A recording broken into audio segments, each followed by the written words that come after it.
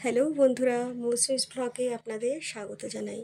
অনেক তো হলো সর্ষে ইলিশ, ভাপা ইলিশের রেসিপি, তাই আজ একটু অন্যরকমভাবেই রান্নাটা করব। আমি জিরে বাটা দিয়ে ইলিশ মাছের পাতলা ঝোল। তার জন্য আমি নিয়ে নিয়েছি প্রথমে কয় পিস ইলিশ মাছ। এগুলোকে ভালো করে ধুয়ে নিয়েছি, তারপর আমি এর মধ্যে নুন আর হলুদ দিয়ে মাখিয়ে কিছুক্ষণের জন্য রেখে দিয়েছি। আর সাথে নিয়েছি পাতলা পাতলা করে আলু কেটে, বেগুন আর কাঁচা লঙ্কা 4 পিস, আর নিয়েছি 3টে শুকনো লঙ্কা আর জিরা বেটে নিয়েছি। এইবার আমি কড়াইটা গ্যাস ওভেনে বসিয়ে দিলাম। কড়াইটা যেই গরম হলো, ওর মধ্যে কিছু পরিমাণ সর্ষের তেল ঢেলে দিলাম। তেল যেই গরম হলো, ওর মধ্যে মাছগুলো আমি একে একে দিয়ে ছেড়ে দিলাম।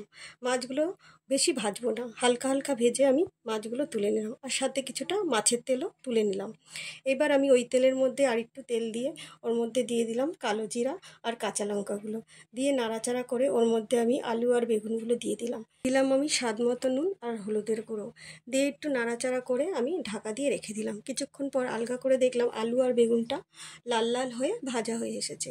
তখন ওর মধ্যে আমি দিয়ে দিলাম শুকনো লঙ্কা আর জিরের বাটাটা, আর সাথে দিলাম একটু কাশ্মীরি লঙ্কার গুঁড়ো দিয়ে একটু নাড়াচাড়া করে ঢাকা দিয়ে রেখে দিলাম। কিছুক্ষণ পর আবার আলগা করে দেখলাম মশলাটা কষে গেছে।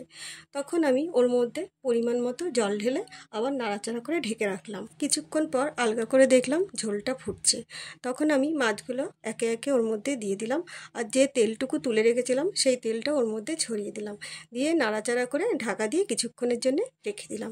এইভাবে আমি ইলিশ মাছের পাতলা ঝোলটা রান্না করে ফেললাম। বন্ধুরা, আজকে আমার এই রেসিপিটা যদি আপনাদের ভালো লাগে তাহলে অনেক অনেক লাইক, কমেন্ট, শেয়ার আর সাবস্ক্রাইব করে দেবেন।